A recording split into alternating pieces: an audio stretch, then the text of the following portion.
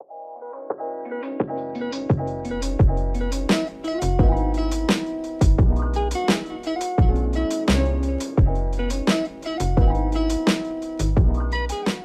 step one is really all about you, the parent. It all starts with you, as you really are the model for your child, in how they grow and how they sort of shape their worldview. So, work on being anti racist yourself. And what does that mean, anti racist? What it means is that you are actively fighting against racism. It's not just about being passive or saying, well, of course I'm not racist or things like that. It's about saying to yourself, I'm going to take an active role. I see what's going on in the world. I'm going to be active and intentional in my own life about how I can be anti racist and how I can use my voice to speak up, whether it's in my home, at my job, with my friends. I can speak up about what's right. Now, being anti racist is hard work. It's not just read one book here or, support Black Lives Matter movement here, there. It's really about being intentional, and it's really about lifelong learning. When I first started in medical school, probably the first lesson that we were taught is this is going to be a lifelong journey of learning. And it's so true. As an attending, I'm always learning. Every day I'm learning something new about medicine, about pediatrics, about how to better take care of my patient, right? And that's what you want. You want continual growth. So the same with having an anti-racism journey as a parent, right? It's not something that it's just for today or for tomorrow or for when the news stops covering what's going on. It's really about being intentional and developing those skills within yourself about how to tackle racism.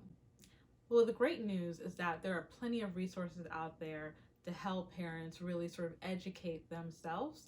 Excellent books that I will be linking over on my Instagram channel at Dr. Pennicott. And you can see the link here. I've been already posting books for different grade levels and age levels for children and teenagers. And now I'll be also adding in excellent books that parents can read for themselves in order to do the work that's necessary to become anti-racist. And I'll just say, for the next part of this step is that get uncomfortable, right? It's not easy talking about race. It doesn't, make people feel great. But be willing to get uncomfortable, to get in there to do the work that's necessary to help move our country forward. Do the work for your family. Do the work for your community. Be a leader. So yeah, it's not rainbows and sunshine. But get uncomfortable with tackling these major issues so that we as a country can move forward. And so, as you are reading books, listening to others' opinions who are different from yourself and growing, have those open and honest dialogues in your peer group, within your family, with those at your houses or places of worship. That's how you can become a leader and a model for your child. And the last key part of this first step of working on yourself as a parent is really try to broaden your own circle, right? Your Where you get your media from, what information are you consuming, who are your friends, who are those that you're interacting with. Be willing to listen to other voices, diversify what you watch. And use that as a way to gain a different perspective than what you're normally used to.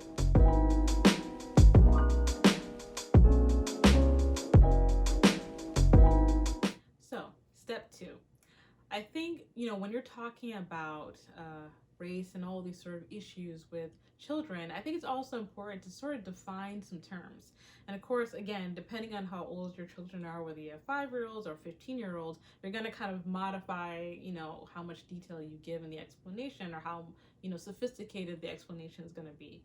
But one of the things that is important to define is a simple term like racism, right?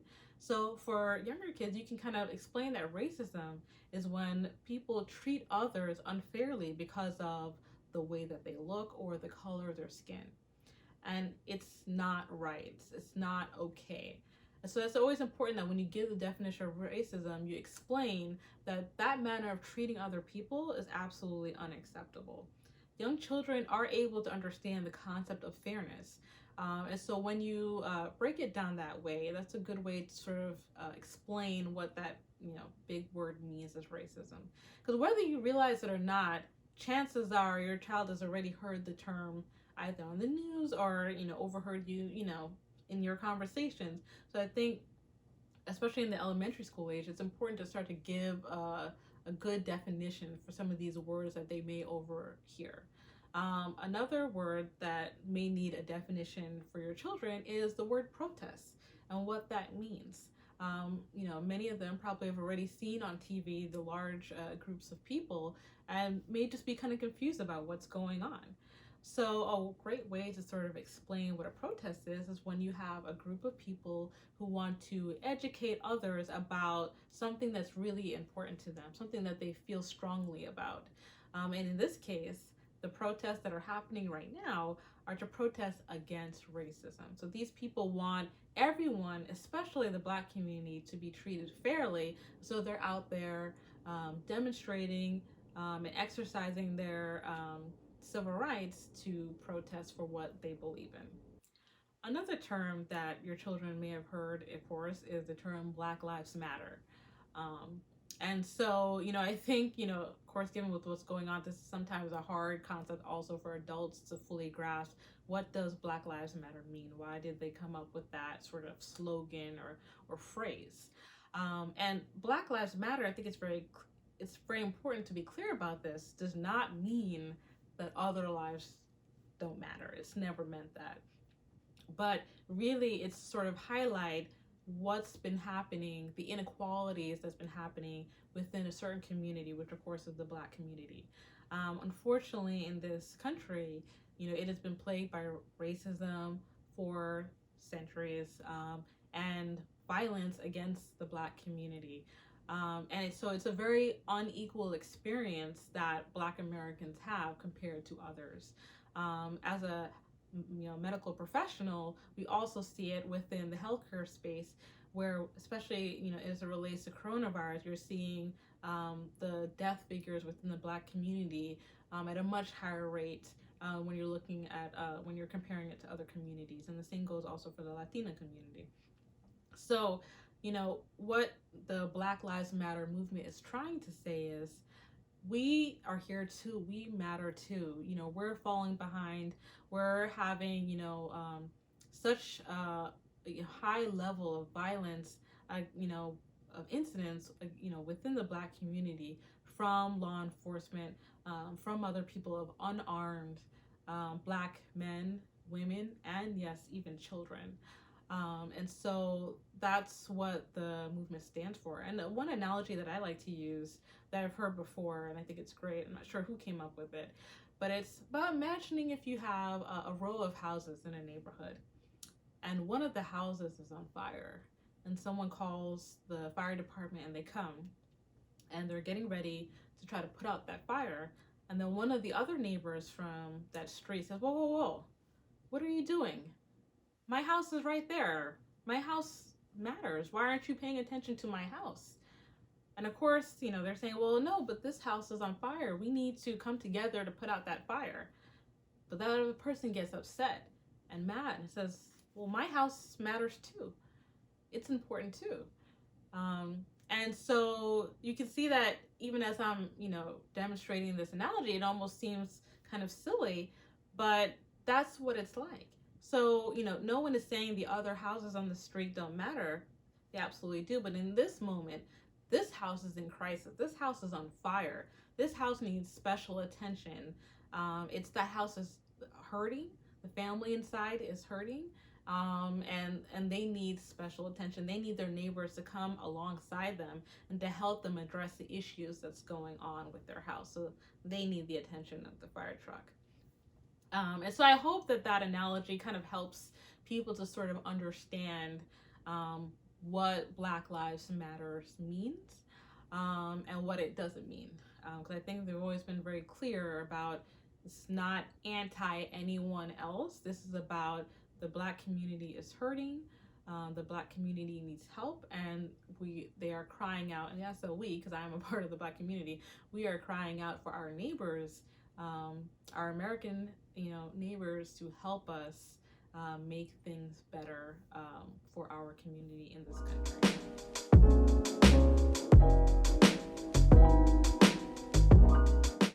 And now we're going to move on to step 3. And it's really about reassuring your children. Again, kids see so much, especially now in the information age. So many of them have cell phones. And, a lot of times they're seeing things that you may not even realize that they're been privy to. So reassuring your children that you love them, that they're safe, and that the adults are gonna be working together to make things better, I think is a really important message to send to your children. I do want to speak specifically to the parents who may have Black children. I think for kids in our community specifically, this may be, also even more scary time. Perhaps they're seeing what's going on with the unarmed murders, and maybe they're scared something like that might happen to mommy or daddy or even to them.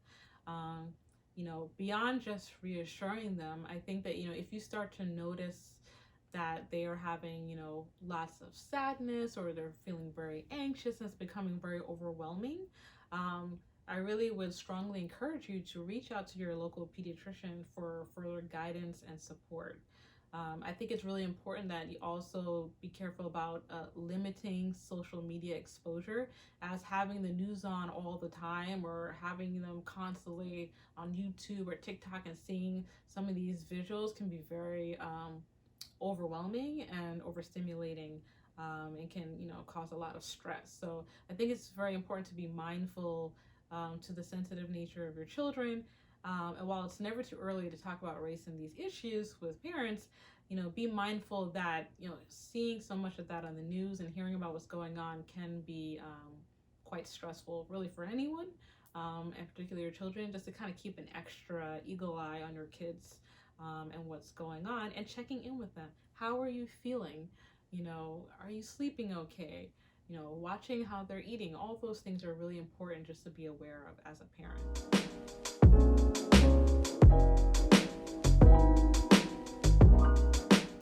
Now we're on to step 4. Step 4 is really about raising empathetic children. Children who care about others, who listen before they speak, which is such a key skill to have as an adult. So really working on instilling that throughout their childhood is key. Also, what's really important is raising children who are okay with others having opinions that differ from their own, and it can accept that without getting upset.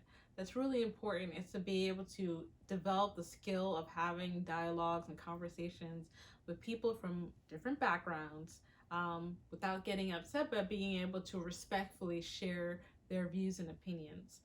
So as a child, this can be as simple as, yes, so-and-so may love that video game, but you don't like it, but it's not something to get upset about. You learn that you're from 2 different opinions, but that it's okay. That's something that's really key.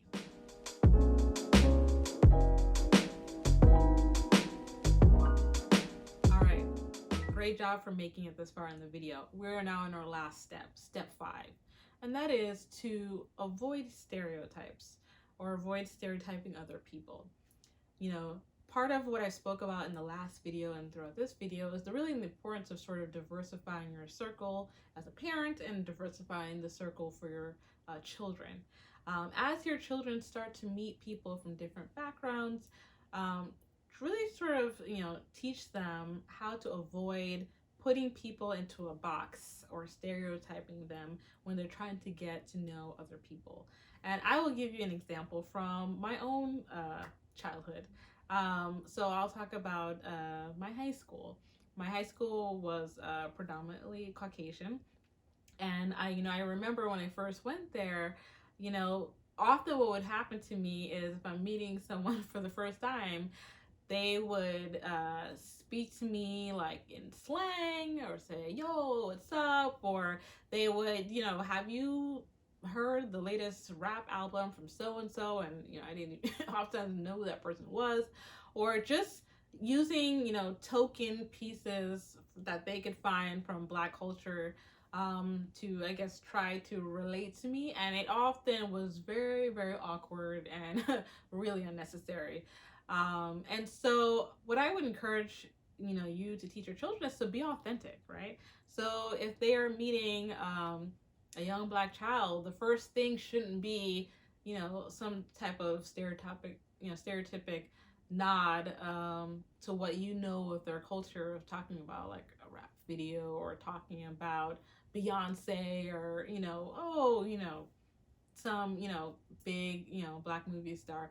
Try to just be yourself. So as Black people, we are very diverse within our own race. We love many different things, so no, we don't all know how to dance, and we don't all watch NBA or know everything about sports. Or so when you fall into these traps of stereotypes, you really bar yourself from making genuine connections with other people. So I can tell you, for myself as a teenager, that never was something that I appreciated. It actually kind of made me feel othered. It kind of made me feel like I didn't belong in the group. And I remember thinking as a teenager, like, why can't they speak to me like they do everyone else? Um, and so, really, it's just about being genuine, being yourself, and that's enough. You don't have to kind of come up with sort of fake ways to try to connect with people, because then again, it comes off as being sort of very disingenuous, and it doesn't really help with trying to build those social skills. And I will say, for the parents, be mindful of this behavior yourself, because oftentimes I feel like children will pick this up from their parents. They see how their parents interact with other people, and perhaps sometimes people do it because they're nervous, right? They're trying to find a way to connect with someone that they're not maybe used to connecting with people from that group. And so perhaps it's human nature to try to find something that you know of from that culture and use that as a bridge. But when it's not coming from a place of you actually, really understanding what the culture is like, again, it just can come off a little weird.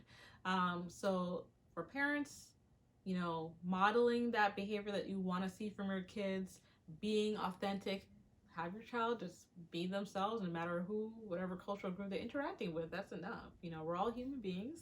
So being themselves will allow them to create those genuine friendships. And then, yeah, definitely learn about the other person's culture, and, they can learn about your child's culture and how they grew up. And that's where you create those rich friendships that have meaning, they have depth, and they have value, and you can really learn from each other. So I hope that you found those 5 tips helpful.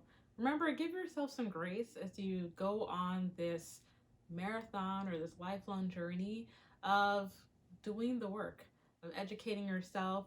And remember that it's okay to be uncomfortable, or to feel uncomfortable as you're going along and learning about new things and learning things about yourself. That is a-okay. But the key thing is to get started doing the work so that you can better yourself, you can better, things for your child, and to make our community a better place. Remember, if you haven't seen my first video, you can pop over and watch that as well. And you can follow me on my Instagram at Dr. Pennicott. There I will have the list of books, as I mentioned, for you as a parent to read. And I also have a bunch of recommendations of books from anywhere from babies up to teenagers. And I'm also going to have movie recommendations there as well. So stay blessed, and remember to subscribe. Thanks.